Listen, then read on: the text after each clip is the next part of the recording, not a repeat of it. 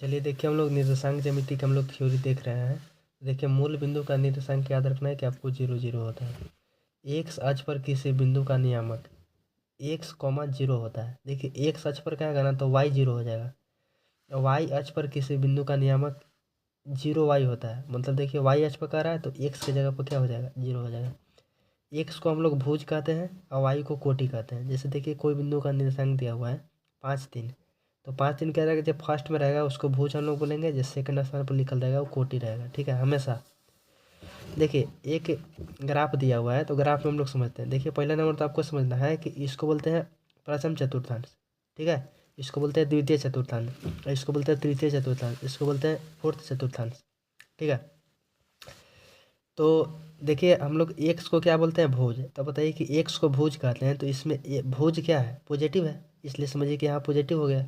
और समझिए कि वाई को क्या बोलते हैं, कोटि, तो वाई भी क्या है, पॉजिटिव है, तो इसलिए समझिए कि प्लस प्लस प्रथम चतुर्थांश में गया। चलिए हम लोग देखिए सेकंड में देखेंगे। तो एक्स को हम लोग भुज बोलते हैं, तब भुज क्या चीज़ में है, देखिए माइनस में है, इसलिए माइनस लिख दें शुरू बार। समझिए एक बाद कोटि होता है, तो कोटि क्या होता है, तो कोटि क्या है, देखिए पॉजिटिव है, इसलिए समझिए कि प्लस लिख दिए। अब देखिए तृतीय चतुर्थांश हम लोग देखते हैं। देखिए भुज, एक्स को भुज बोलते हैं, तो भुज क्या है, निगेटिव है, इसलिए निगेटिव शुरू में लिख दिए। अब कोटि क्या होता है, वाई वाला होता है, तो कोटि समझिए कि ये भी समझिए कि निगेटिव है, इसलिए निगेटिव हो गया। फोर्थ चतुर्थांश में हम लोग देखेंगे। भुज को क्या बोलते हैं, एक्स को भुज बोलते हैं, तो एक्स क्या है, पॉजिटिव है, इसलिए शुरू बार प्लस लिखे हैं। एक बार समझिए कि वाई को क्या बोलते हैं, कोटि, तो वाई देखिए क्या चीज़ है, माइनस में है। चलिए देखिए हम लोग उसी को समरी देख लेते हैं। प्रथम चतुर्थांश में देखिए एक्स नियामक होता है, एक्स के जो नियामक होता है प्लस से होता है, वाई के भी नियामक प्लस से होता है, इसलिए याद रखना है कि प्लस प्लस क्या होता है, प्रथम चतुर्थांश में आता है। द्वितीय चतुर्थांश में हमको याद रखना है कि एक्स के जो नियामक होता है वो माइनस होता है और वाई के जो नियामक होता है पॉजिटिव होता है। तो आपको याद रखना है कि माइनस प्लस कौन सा चतुर्थांश में आता है, तो आपको याद रखना है द्वितीय चतुर्थांश है। देखिए तृतीय चतुर्थांश में आपको याद रखना है कि एक्स भी समझिए कि एक्स मतलब समझिए कि भुज भी समझिए कि माइनस होता है और कोटि भी माइनस होता है। तो आपको याद रखना माइनस माइनस कौन सा चतुर्थांश में आएगा, तो तृतीय चतुर्थांश में आएगा। अगला है फोर्थ क्वाड्रेंट। तो आपको याद रखें समझिए कि इसमें भुज क्या होता है, पॉजिटिव, और कोटि क्या होता है, माइनस। तो आपको याद रखें कि चतुर्थ चतुर्थांश में प्लस माइनस होता है। चलिए अगला देखिए डिस्टेंस फार्मूला है, दूरी सूत्र है। आपको दो बिंदु दे देगा, अब बोला है कि बीच की दूरी निकालिए। दो को बिंदु के निर्देशांक दे देगा, देखिए हम लोग बीच की दूरी कैसे निकालेंगे। तो आपको याद रखना है एक्स टू माइनस x1 क्या होल स्क्वायर और प्लस y2 माइनस y1 क्या होल स्क्वायर, रूट चेक देना है, root under x2 minus x1 क्या whole square plus y2 minus y1 क्या होल स्क्वायर।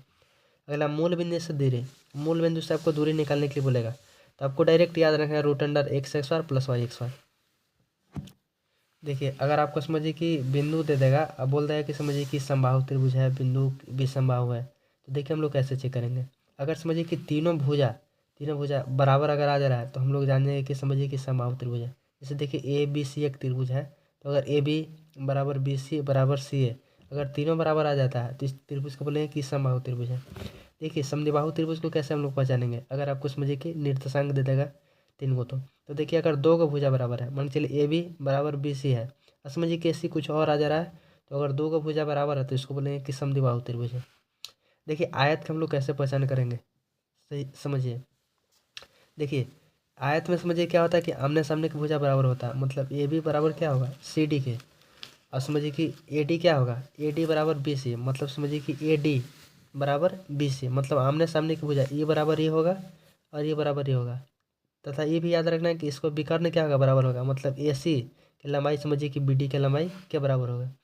चलिए अगला हम लोग देखेंगे वर्ग की कैसे पहचान करेंगे, जिसको सब भुजा बराबर होगा, ए बी बराबर बी सी बराबर सी डी बराबर डी ए सब बराबर होगा, और इसको विकर्ण भी आपस में बराबर रहेगा। ठीक है, अगला समांतर चतुर्भुज, इसको याद रखना है कि ए बी बराबर डी सी, जो ए बी होगा समझिए कि डी सी के बराबर होगा, और समझिए कि ए डी और समझिए कि बी सी के बराबर होगा, और समझिए कि विकर्ण जो होगा उसमें समझिए कि नोट बराबर होगा, नोट इक्वल टू रहेगा, मतलब समझिए कि ए सी की लंबाई जो होगा बी डी के लंबाई के बराबर नहीं होगा, तो हम लोग जान जाएंगे कि समांतर चतुर्भुज है। चलिए देखिए समचतुर्भुज का हम लोग पहचान कैसे करेंगे, तो इसमें आपको ध्यान रखना है ना कि सब भुजा क्या होगा, बराबर होगा, ए बी बराबर बी सी बराबर सी डी डी सी सब बराबर, मतलब ई भुजा सारा भुजा बराबर रहेगा। और इसको जो विकर्ण होगा उसमें समझिए कि नोट इक्वल टू रहेगा, नोट इक्वल टू मतलब समझिए कि बराबर नहीं रहेगा। देखिए आपको अगला याद रखना है नेक्स्ट कि समझिए कि संरेख के शर्त क्या है। मान चलिए कि एक बिंदु ए है, एक बिंदु बी है, एक बिंदु सी है, तो तीनों बिंदु संरेख कब होगा, तो आपको याद रखना है कि A B plus B C का योग समझिए कि पूरा आ जाता है, ए सी के बराबर आ जाता है, तो हम लोग जान जाए कि समझिए कि संरेख है। अगला विषमबाहु त्रिभुज का पहचान कैसे करेंगे, तो आसान है। इसमें क्या रहेगा कि कोई भुजा बराबर रहबे नहीं करेगा। ए बी के समझिए कि आपको निकालिएगा दूरी सूत्र से तो अलग लंबाई आ जाएगा, इसको निकालेगा तो अलग है, इसको निकालेगा तो अलग आएगा, मतलब A B not equal to B C not equal to C आएगा। देखिए हम लोग समकोण त्रिभुज का पहचान कैसे करेंगे, तो इसको तो आसान है। समझिए कि कर्ण के x मतलब ए सी के x जो होगा दो गो अन्य छोटी भुजा के वर्ग के योग के बराबर होगा, मतलब ए बी के x प्लस बी सी के x के बराबर होगा। समकोण समद्विबाहु त्रिभुज को पहचान कैसे करेंगे, इसमें आपको याद रखना है कि जो ए सी होगा ना वो दोनों समझिए कि छोटा भुजा के वर्ग के समझिए कि योग के बराबर होगा। देखिए अगला है विभाजन सूत्र। देखिए विभाजन सूत्र कैसे आपको ध्यान रखना है। जैसे मान चलिए बिंदु ए के निर्देशांक दिले रहेगा, बिंदु बी के निर्देशांक दिले रहेगा, और समझिए कि इसको m रेशियो n में विभाजित करेगा। तो बोला कि p का निर्देशांक बताइए, p के निर्देशांक निकालने के लिए आपको देखिए ध्यान रखना है कि p के निर्देशांक होगा। देखिए m है तो m को समझिए कि गुना करना है x2 से, अब प्लस समझिए कि n को गुना करना है पहला से, समझिए कि x1, अब बटा आपको m प्लस n रहेगा, कॉमा अगला बात क्या करना है कि y को समझिए कि गुना करना है n से, तो क्या हो जाएगा, क्या पहले इसको कर लीजिए, m को गुना कीजिएगा क्या चीज़ से, y2 से, आप प्लस समझिए कि n को गुना क्या कीजिएगा y1 से, बट आपको m प्लस n रहेगा। देखिए बाह्य विभाजन आएगा तो कैसे आपको याद रखना है, खाली बाह्य विभाजन में आपको क्या करना है कि इस समझिए कि आपको निकालने के लिए रहेगा बाहरी वाला के एक्स वाई के निर्देशांक आपको निकालने के लिए रहेगा, p के निर्देशांक रहेगा एक्स वाई निकालने के लिए। तो आपको कुछ नहीं करना है, उसमें समझिए कि प्लस लिखे थे तो आपको समझिए कि ऊपर भी माइनस नीचे भी माइनस लगा देना, ऊपर भी माइनस लगाना है नीचे भी माइनस लगाना है, तो समझिए कि बाह्य विभाजन का सूत्र होगा। देखिए मध्य बिंदु, दो अंत बिंदुओं के बीच की दूरी को मध्य बिंदु कहते हैं। जैसे आपको दो बिंदु का निर्देशांक दे देगा, बोला कि मध्य बिंदु के निर्देशांक बताइए, तो x1 पहला को पहला जोड़िए आधा कर दीजिए, तो x1 प्लस x2 बटा 2 y1 प्लस y2 बटा 2 कर देना है। देखिए यदि मान के चलिए कि कोई त्रिभुज है, त्रिभुज के तीनों शीर्ष दिया हुआ है, मान के चलिए ए है, x1 y1 दिया हुआ है, बी समझिए कि x2 y2 दिया है, सी समझिए कि x3 y3 दिया हुआ है, तो बोला कि केंद्र का निर्देशांक बताइए, तो केंद्र का निर्देशांक निकलना है ना, तो x1 पहल का x1 plus x2 plus x3 but आपको 3 से भाग दे देना है, 3 को है तो 3 से भाग दे देना, और y1 plus y2 plus y3 को 3 से भाग दे देना। इसका फार्मूला आपको एकदम याद रखना, ऑब्जेक्टिव में भी सवाल पूछता है। अगला देखिए बहुत महत्वपूर्ण सवाल है, महत्वपूर्ण ये फार्मूला है त्रिभुज का क्षेत्रफल, एरिया ऑफ ट्रायंगल। तो देखिए त्रिभुज का क्षेत्रफल क्या होता है, 1/2 x1 into y2 minus y3 अब plus x2 into y3 minus y1 plus x3 into y1 minus y2। देखिए इसको याद कैसे रखिएगा, देखिए x1 एक हो गया तो एक के बाद क्या होगा, 2 होगा, 2 के बाद 3 होगा, ऐसे आपको याद रखना है। याद रखना है कि x तो समझिए कि x वाला बाहर ही रहेगा, देखिए 2 हो गया तो 2 के बाद 3 होगा, 3 के घट के फिर 1 आ जाएंगे, फिर प्लस लिखेंगे, देखिए 3 है, 3 के बाद फिर समझिए कि 1 हो जाएगा, 3 से घट के 1 आ जाएंगे, 1 के बाद 2 होगा, तो ऐसे आपको ध्यान रखना है। चलिए देखिए 3 बिंदु मान के लिए दिया हुआ है, ये दिया हुआ है x1 y1, बी दिया हुआ है x2 y2, सी दिया हुआ है x3 y3, संरेखी होगी। तो देखिए संरेख होगा ना तो त्रिभुज के क्षेत्रफल 0 हो जाएगा, तो जो त्रिभुज के क्षेत्रफल हम लोग पीछे पड़े थे वही होगा, खाली 1/2 है ना तो 2 उधर जाकर समझिए कि 0 हो जाएगा, तो खाली 1/2 हट जाएगा, मतलब समझिए कि x into y2 minus y3 plus x2 into y3 minus y1 plus x3 into y1 minus y2 बराबर 0 हो जाएगा, वो याद रखना है।